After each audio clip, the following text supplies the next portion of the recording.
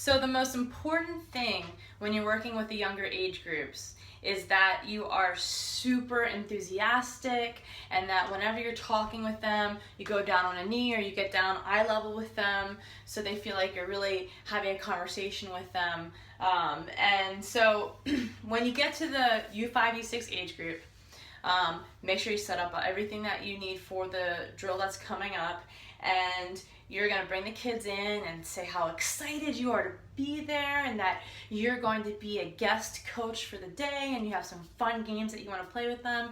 Would it be okay if I play with you guys today? And they're all going to be like, yeah, we're so excited, right? So just be really enthusiastic and upbeat when you get there. After you introduce yourself, go through and see if you can learn their names. Just remember as many as you can. And then you'll go into a little bit of a warm-up. So usually the kids don't warm up much, and they definitely don't know their muscles. So just have them do like a little jog up to you and jog back, some high knees, and then some butt kicks, and then whatever you want to do for a little warm-up. And then have them all line up and stretch. They first touch your toes, that you can feel a stretch back here. That's called your hamstring. And then do quads, and they're all going to be like jumping around as they're trying to stretch their quad, but you want to say that stretches right here, that's your quad. And after you kind of go through all of the muscles, and it's okay with this age group to really take your time with each of the exercises that you're going to do so the kids can really absorb it and enjoy it. They really need that extra patience. You don't need to rush through these exercises, and if you don't get through everything that we want to do in this lesson plan, that's fine, as long as the kids are having a great time and you're really connecting with them during your session. So after you do your greeting and then the warm-up, what you're going to do is set up 2 lines of cones.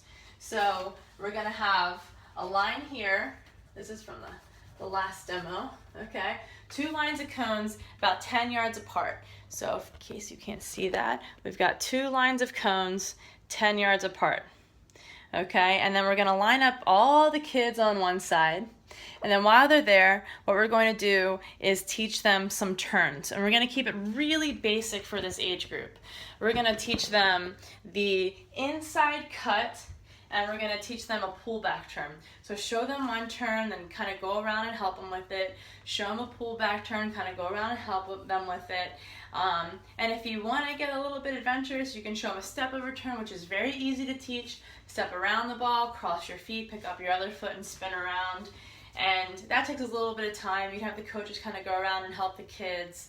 And then after you teach all the turns and you give them a chance to learn them and take your time with that, you can get a water break and tell them when they come back, we're going to play a really fun game. So you'll line them all up on the line again.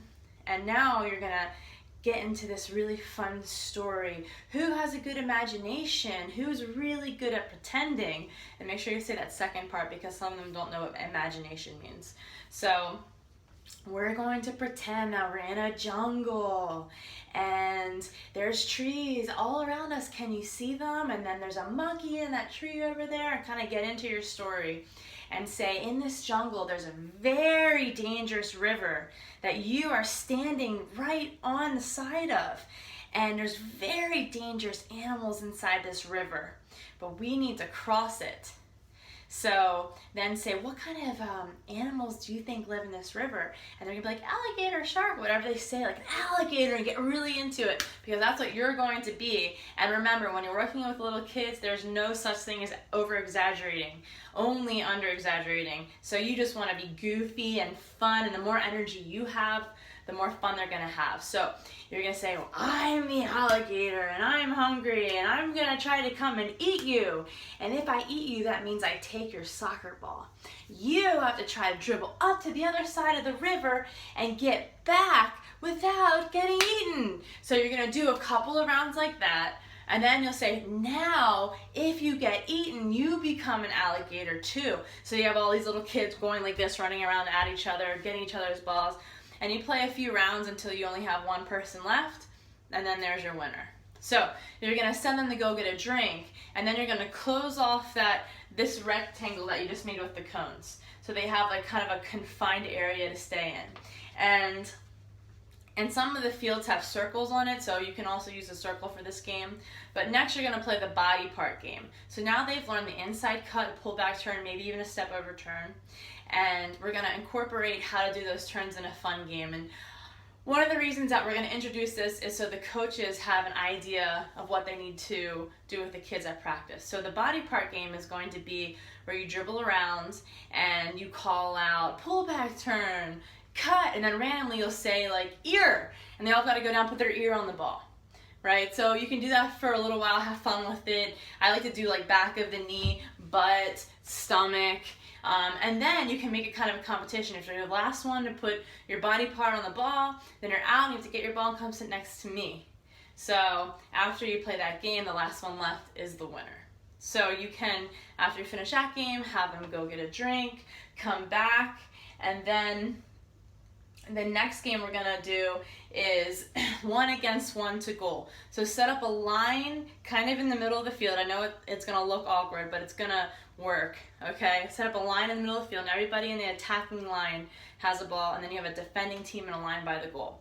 When you say go, the first person in the attacking line is gonna try to dribble down and score. If the defender takes the ball from them, then they try to go score in the other goal. So another way to set it up, if you don't want to put the line in the middle of the field, is to just pull the goals a little bit closer together and have one line at each side, and so you'll play the first team to 5 goals wins, and then the other team gets to start with the balls in the next game. First team to 5 goals wins. After this, let them go get a drink, come back. You may have already taken another drink in the middle, that's fine. This age group needs a lot of water breaks, and they love going over to check in with their parents.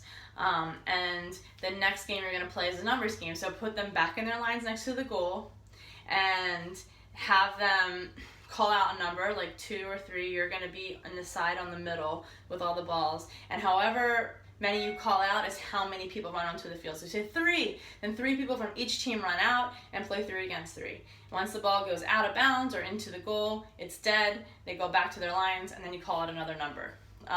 Just play that for a little while. First team to 5 goals wins, whatever. And then by then you should kind of be winding down your session. If you have a second session after this, it's okay to end like 5 minutes early to make sure that you have enough time to kind of transition over to the next group. That's totally fine.